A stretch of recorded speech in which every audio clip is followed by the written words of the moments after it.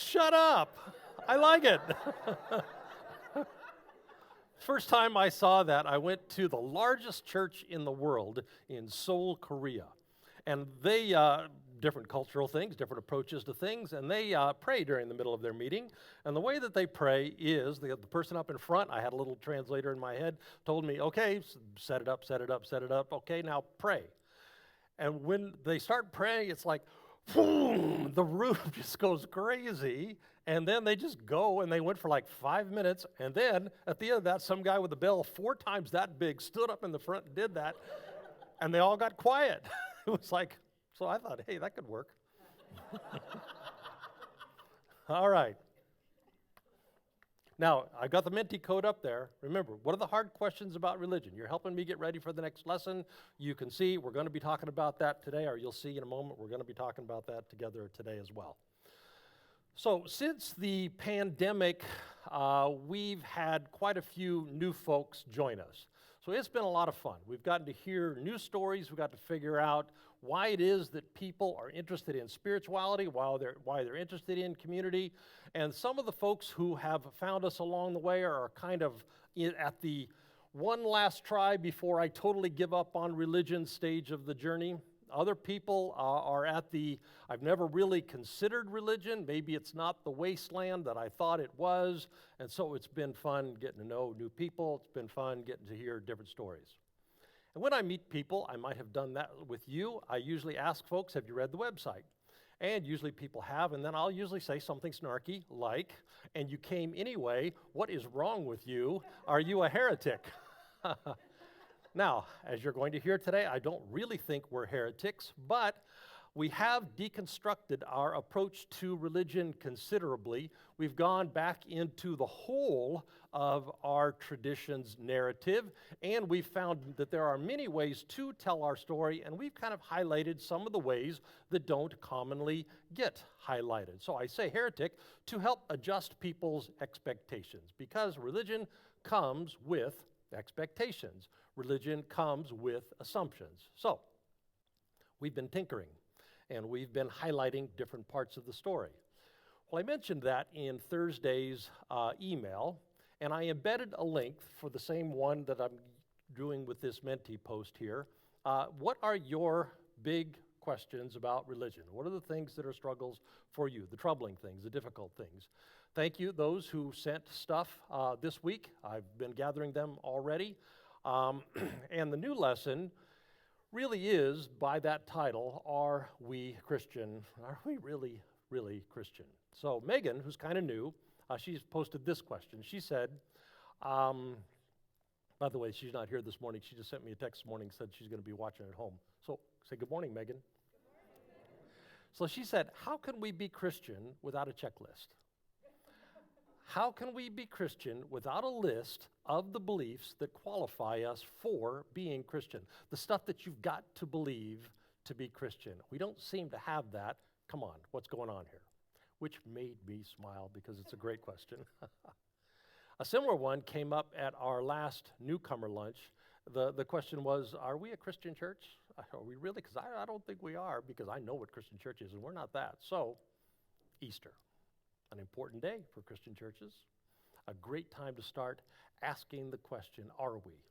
Are we a Christian church? Are we Christian people? Now, Easter is troublesome. It always has been. Paul called it a stumbling block way back when.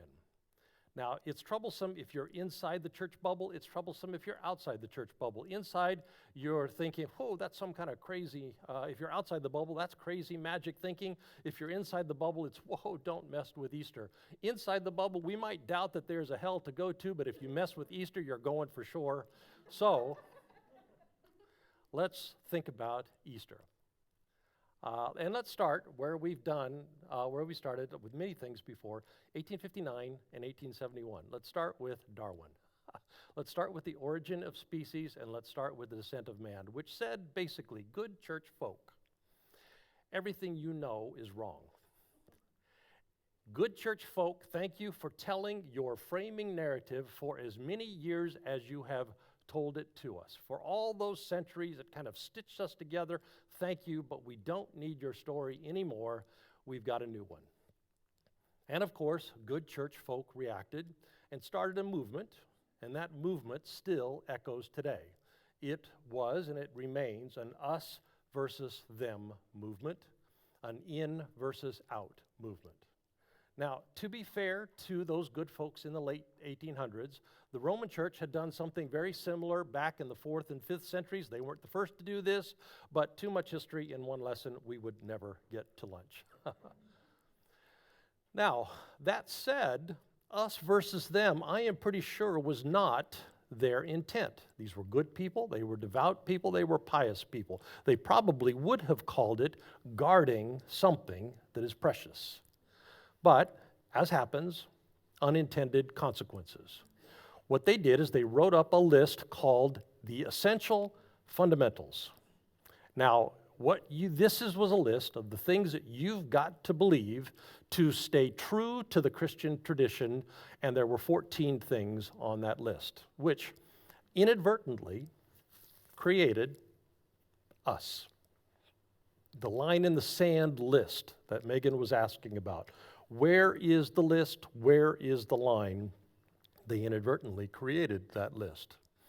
If you could assent to the list, you were on this side of the line. If you could not assent, could not believe in, then you were on that side.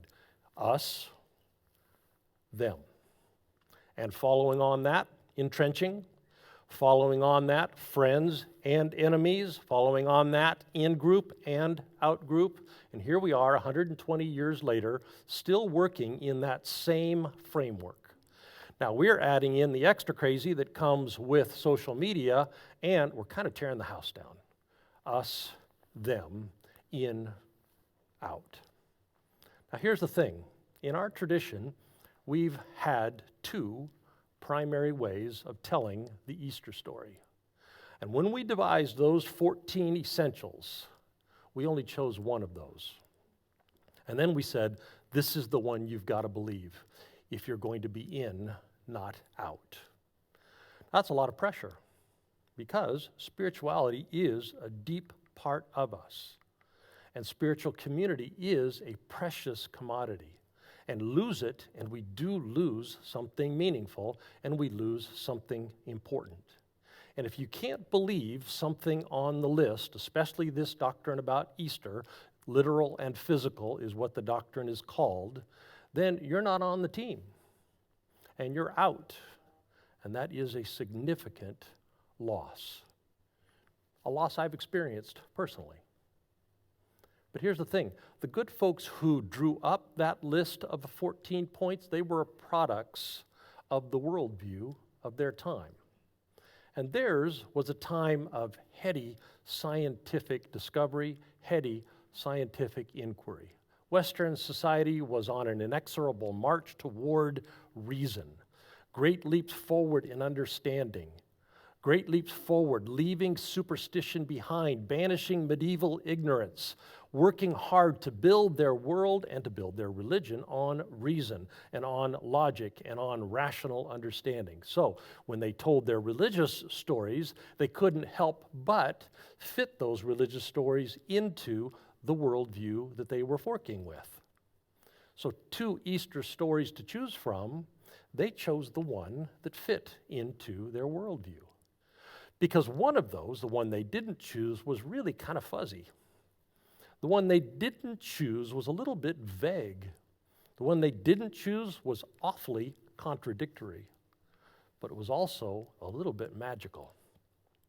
The one that they didn't choose was filled with a lot of surprise and a little bit of bewilderment.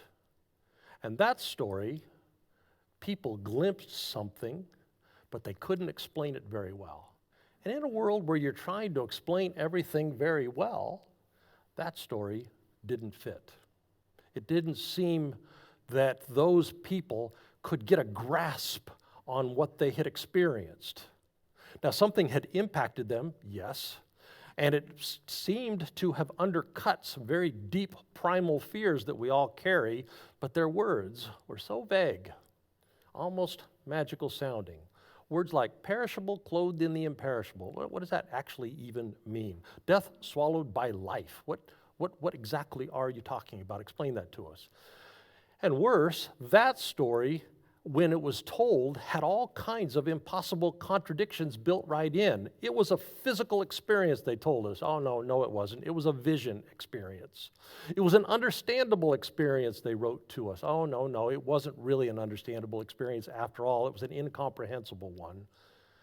And that story, people were trying to capture an experience, something that happened to them that was bigger than the language they had to contain it.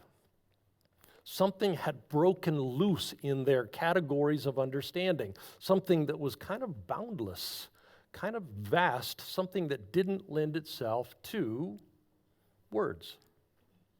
So when they tried to put them into words, their experiences, it just ended up sounding weird. Certainly not consistent with a society that is trying to pin everything down in clean, understandableness.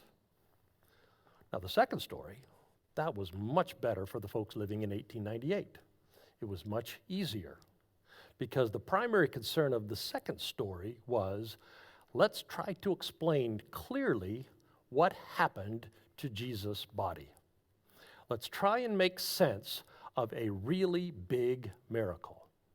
The cultural priority of that time was to make the world as reasonable as possible and was bent toward getting rid of as much magical thinking, as much vague thinking, as much fuzzy thinking as possible to make everything as understandable as we can make it. So they gravitated to the story that made the fuzzy parts less fuzzy. They gravitated to the story that made the bewildering parts less bewildering. They left out a lot of the inconsistencies. They reduced the volume of troubling parts in the telling of the story. What they tended to do was just reduce the story down to just one really big troubling part. Admit that was a big one. In the big one, a dead man comes alive. Now, all the other parts of the story got a cleanup. They all became very tidy and very understandable and all very coherent. It was just that one big miracle. Jesus' body, once dead, now resuscitated. Dead Jesus, heart stopped, brain waves stopped waving. Then, third day, miracle, heart starts beating again, stretches out his arms, takes off the grave clothes, gets up, walks out of the grave. A miracle to be sure, but just one. Then, once the story was kind of framed in a more comprehensible, tidier way, we could take those practicalities and stitch them together into a meaning-making story. And if you like theology words, and who doesn't, the words are vicarious atonement. In other words, God puts all of the sins of all of the human beings onto Jesus, and when his body comes alive again, those sins are vanquished. Now, when we were creating our 14 essential points list, that story became one of the 14. In fact, it maybe became the most important one. You got to believe it if you want to be in. You've got to believe it if you want to belong. And it worked for as long as it did work because there is a lot in that story that we can grow in, develop in, understand ourselves in. It also worked for as long as it did because it was solid, and solid doctrines feel safe. When we've got a solid set of things that we can believe in, that feels secure, and it feels stable, and it has a bonding effect because when everybody believes the same thing and everybody says the same things, cohesion, solidarity. Us versus them sounds really bad. But when you're part of us, it feels pretty wonderful. So it took a while. But eventually we began to realize that we had lost something. The stuff that we left out in the first story is really important stuff. And yes, we made everything tidy. We made everything solid, which again felt good, but a problem. And the problem is that the Easter story just is ambiguous. It is fuzzy. It's weird, and it is uncontained. And even though the sanitized version, the doctrine version, felt good, we lost something essential. Now here's some parenthetical remarks on an important thing about religion. Religion doesn't last because it has tidy doctrines. It doesn't last even because those doctrines do have a bonding effect that knit us together. Religion remains generation after generation because it has a special superpower. And I promise you, the doctrines are not the special superpower. What religion has is the power to point us toward experience. The superpower of religion is experience. When religion is at its best, it points us there. It points us to the experience that you have and the experience that I have. Religious points us to our own internal transformation. Religion points us to our own access to the interior light. When we say those words, they're not doctrinal words. They are experiential words. They point us to the capacity that we all have inside of ourselves to love selflessly and to serve and to make the world a better place, because that is within us, because we are, every one of us, carriers of the inner light. Religion lasts because generation after generation, even when religion loses its way, as it is losing its way right now, someone in each generation rediscovers that there is experience embedded in our stories.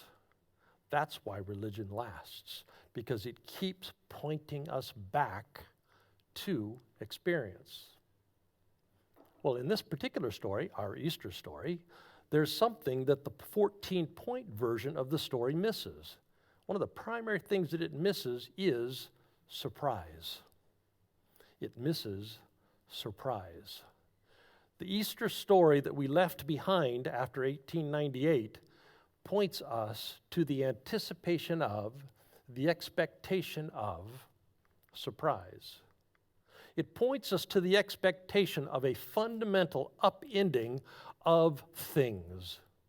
A fundamental upending of things that brings about surprise. It points us to the expectation of upending the categories of what we think is possible.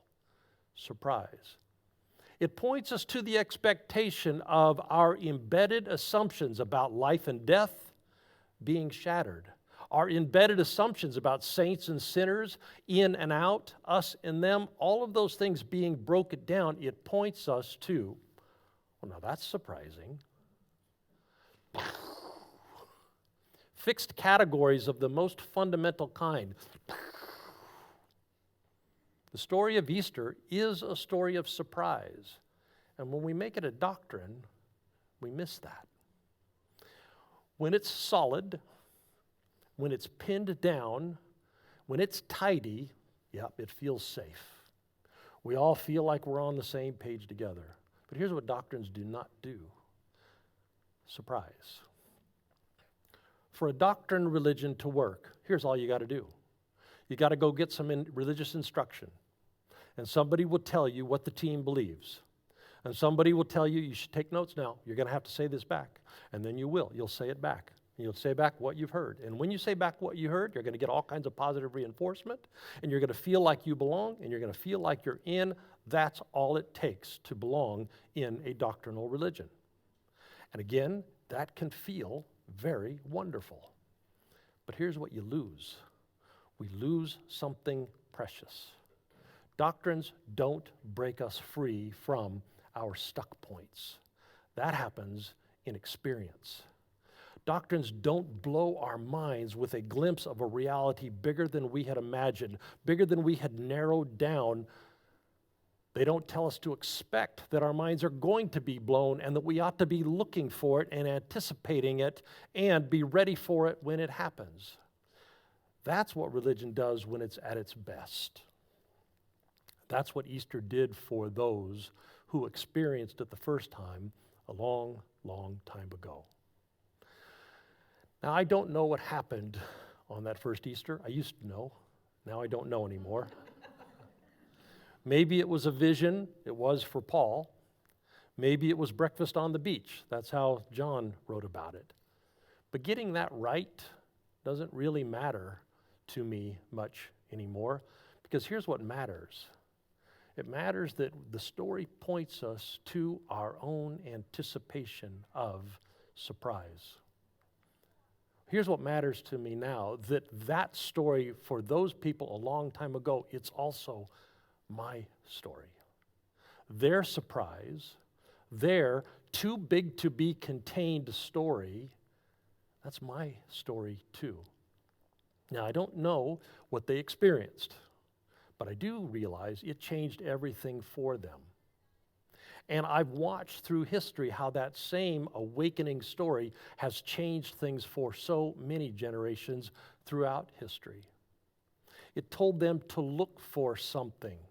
And it tells me to look for that something as well. And the thing that it tells me to look for is first-hand encounter, not a second-hand doctrine.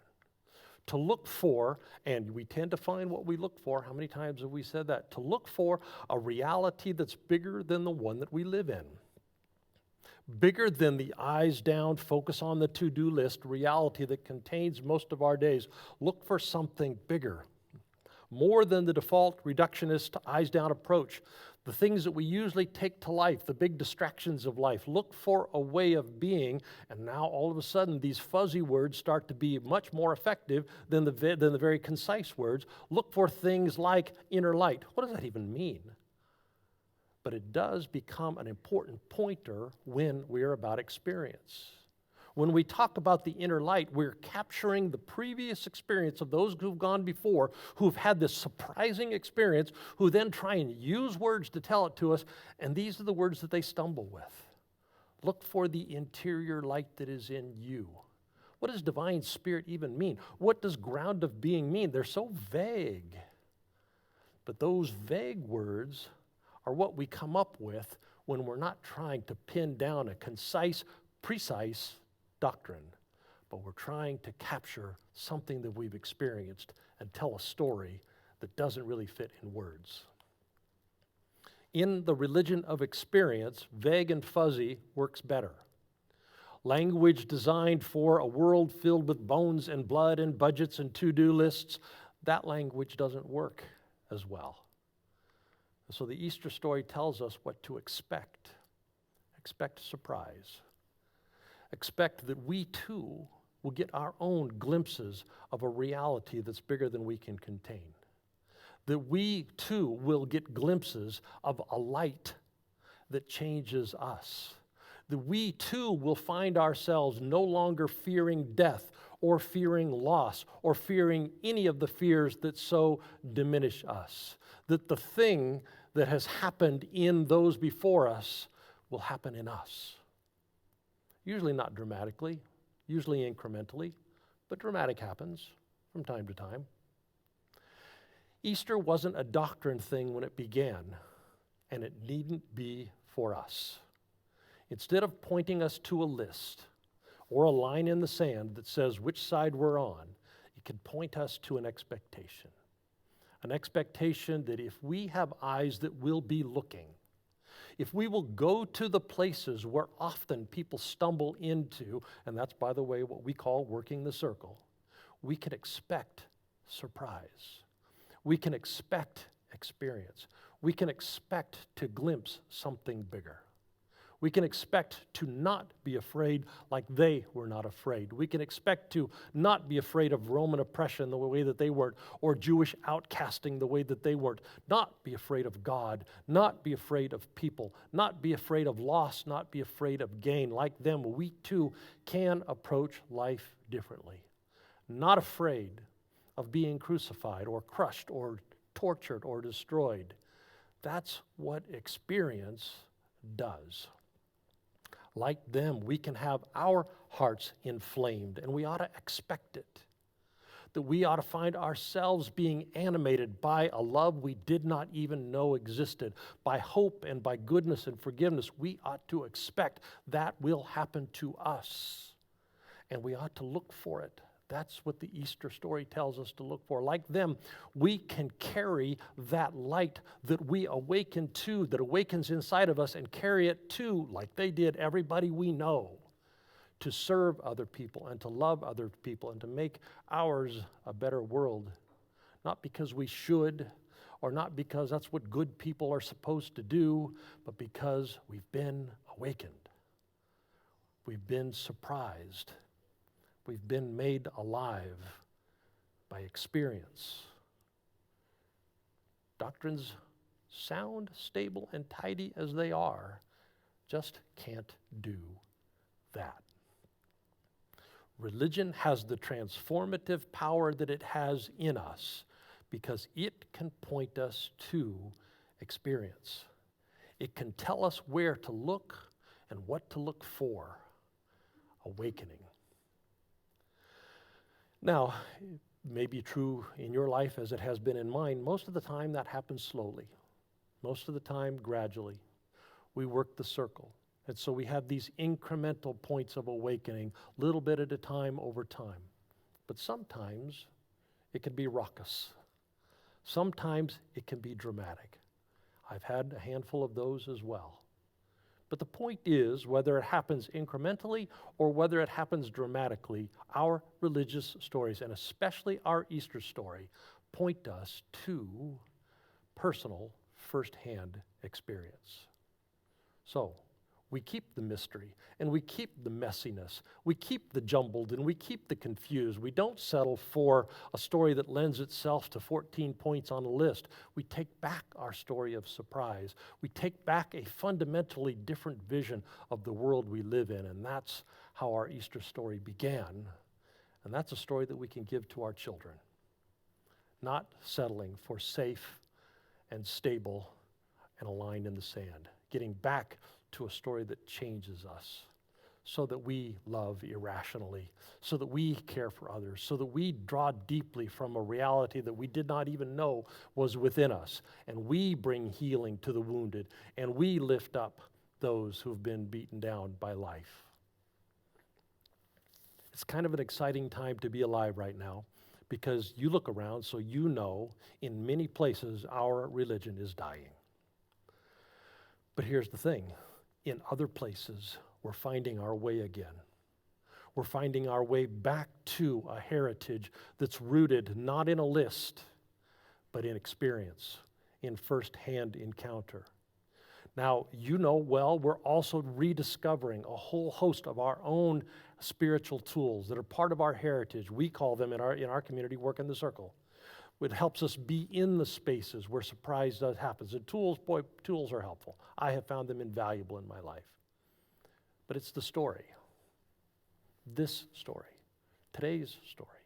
The Easter story that tells us what the tools will do. That tells us what to expect when we do the practices. We can expect to be surprised. We can expect to be awakened to a life that is bigger than fear.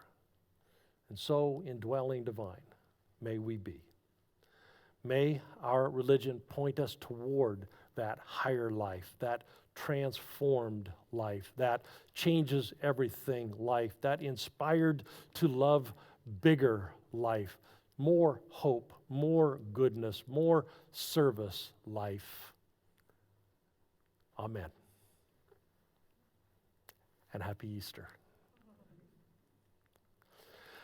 So if you would, prepare for your offerings. We all give online now.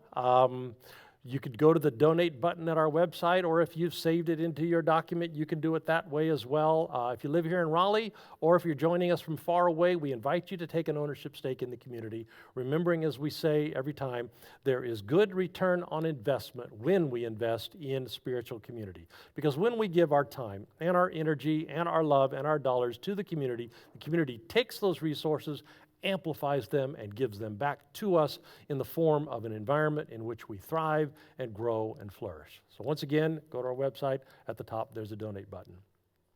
Now, in a minute, we're going to dismiss all of you online. We're going to do What Are You Thinking here? You've been hearing, starting on May 1st, we're going to start doing What Are You Thinking on Zoom. So May 1st, please join in. It'll become a thing if we make it a thing. So here's your chance to invest your time and your energy and love in community, and a chance to watch for that return on investment. So let's dismiss them. If you would, please put your hand on your heart. And let us remember as we go that we are, every one of us, carriers of the indwelling divine. Love and joy, peace, patience, kindness, goodness is within us because the divine spirit is within us. And if you would extend your other hand to our city, let's look for opportunities to repair and heal our worlds, sharing what is already in us with the people that we live and work and go to school with. Amen. God's blessing upon you all. You are dismissed. We are not dismissed. So we're not going to break into groups this morning. We're going to just open the floor. I'd like to hear what you're thinking.